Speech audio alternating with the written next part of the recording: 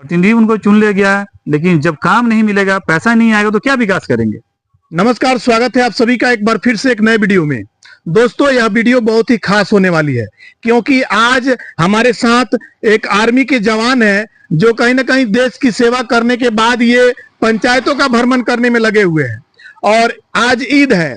सबसे पहले तो चैनल के माध्यम से आप सभी को ईद मुबारक। और ईद के दिन सर पंचायत का भ्रमण कर रहे हैं, तो आखिर पंचायत का भ्रमण क्यों कर रहे हैं, इनसे हम जानने का प्रयास करेंगे। सबसे पहले सर आपका स्वागत है और आपका शुभ नाम क्या हुआ सर?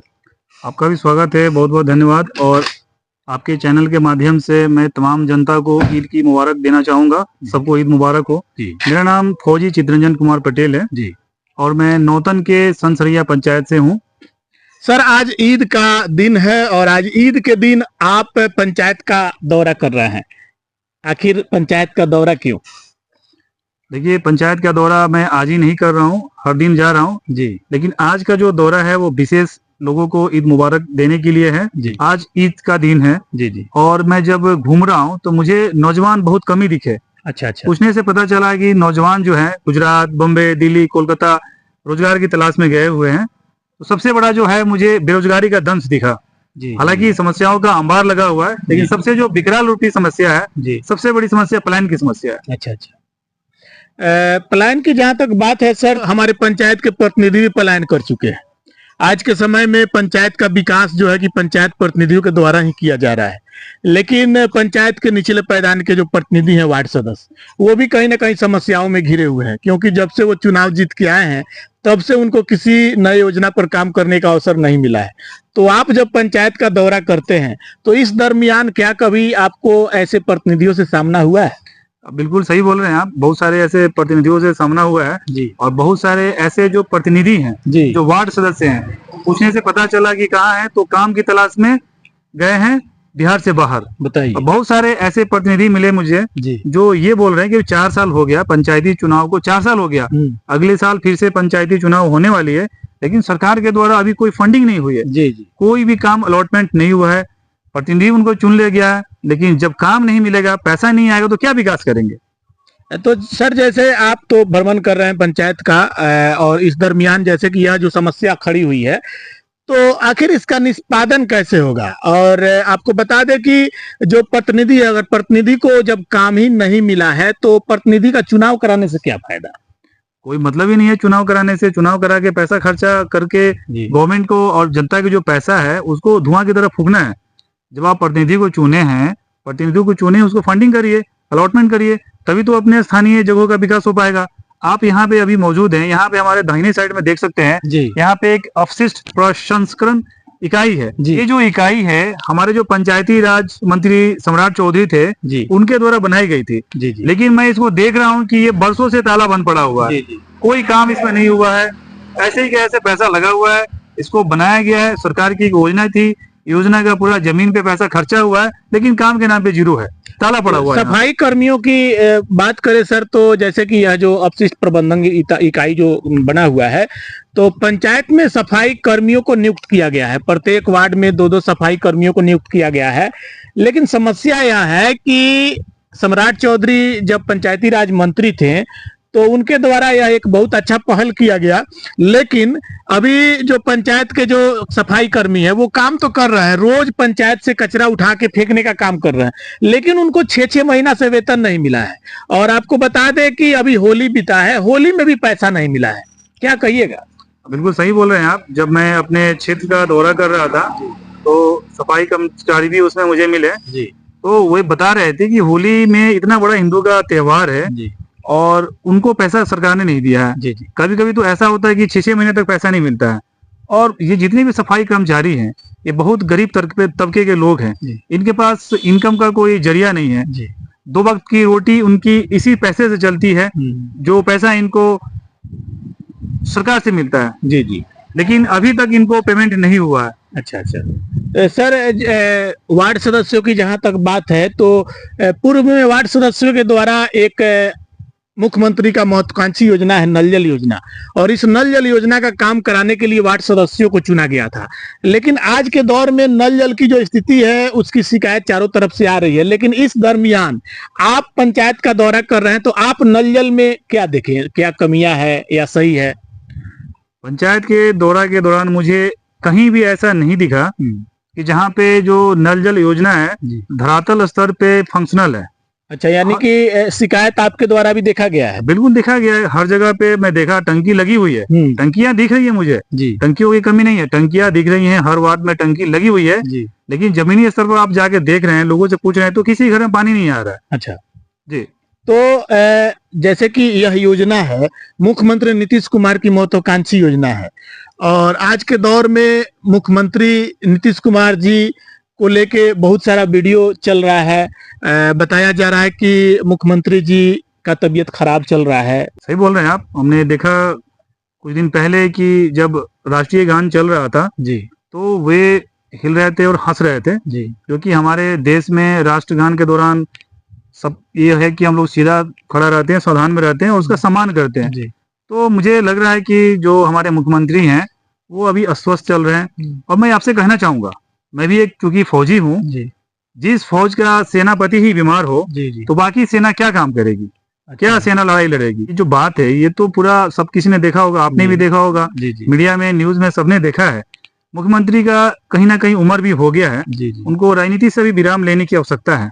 मैं आपके चैनल के माध्यम से उन तमाम जनता को ये बता देना चाहूंगा जी, कि जनता जो है वो कहीं ना कहीं ठगी का शिकार हो रही थी। जी, जनता को बरगला के जाति, धर्म, मजहब की बातें करके अभी तक वोट लिया जा रहा था। जी, लेकिन जन स्वराज जो पार्टी आई है ये जाति, धर्म, मजहबी बातें नहीं करती है, ये काम की बात कर रही है, मुद्दे की बात कर रही है, विकास की बात कर रही है, बच्चों के भविष्य की बात कर रही है। जो हमारे बुजुर्ग हैं उनको 400 रुपया पेंशन मिल रहा है, उस पेंशन को 2000 करने की बात कर रही है। जी, जो हमारे महिलाएं हैं, जो जीविका के माध्यम से या समूह समिति जो चलता है बिल्कुल। उसके माध्यम से जो पैसा उनको मिल रहा है उनको 27 से लेकर 30% तक ब्याज दर देना पड़ता है। जी, उनके लिए सुविधा है पूंजी की। सरकार अपने गारंटी पे 4% ब्याज दर पे उनको ऋण उपलब्ध कराएगी जिससे वो अपना छोटा मोटा रोजगार कर सके। अच्छा, तो जन स्वराज पार्टी जनता के बीच में जनता के बीच में उभर रही है, जन स्वराज मजबूती के साथ उभर रही है, जन स्वराज जनता के बीच में काफी मजबूती से अपना पैर जमा रही है, जनता के द्वारा बहुत मजबूती के साथ दिल से स्वीकार किया जा रहा है। जी,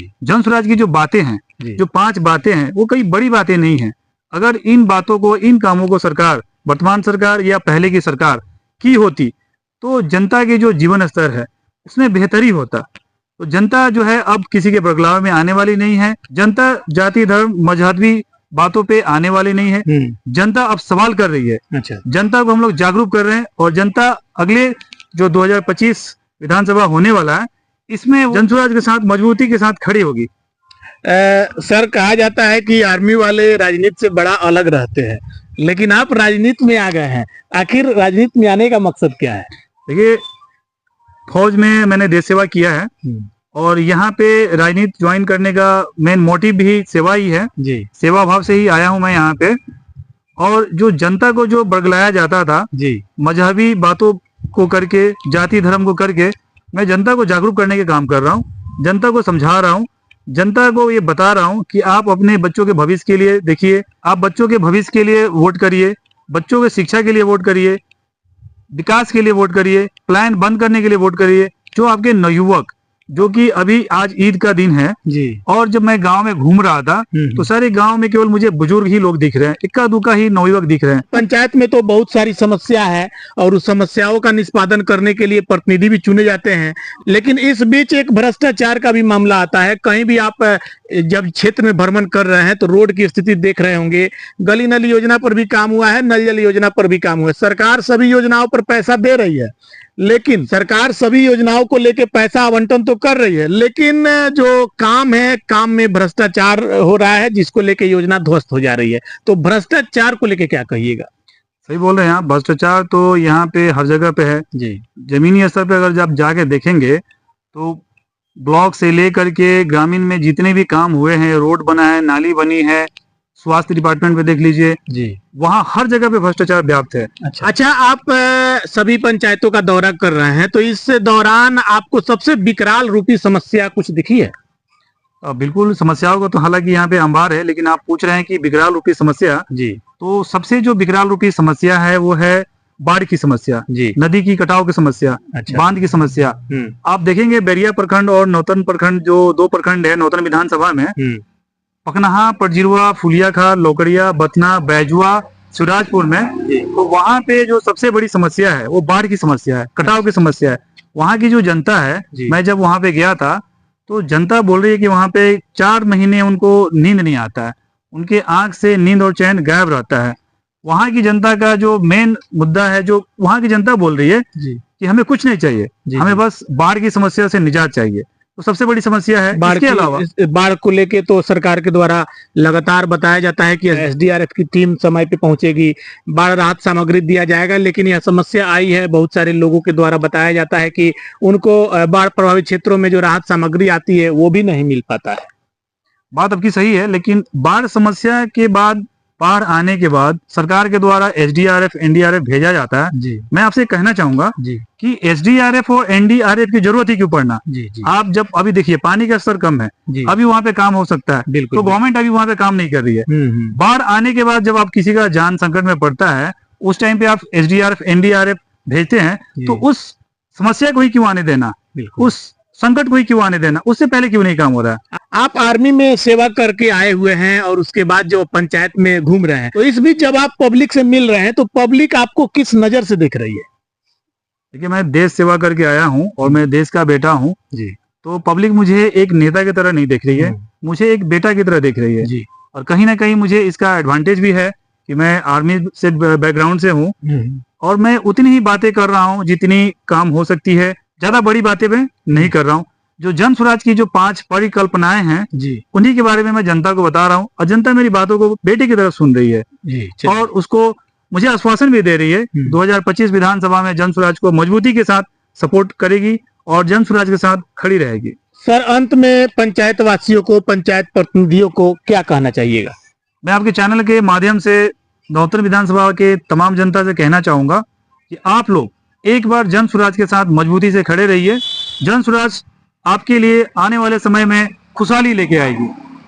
चलिए, बहुत बहुत धन्यवाद आपका। ये थे चितरंजन जी, जो आर्मी के द्वारा देश की सेवा करने के बाद ये राजनीति में आए हुए हैं और राजनीति में जन स्वराज पार्टी में शामिल है।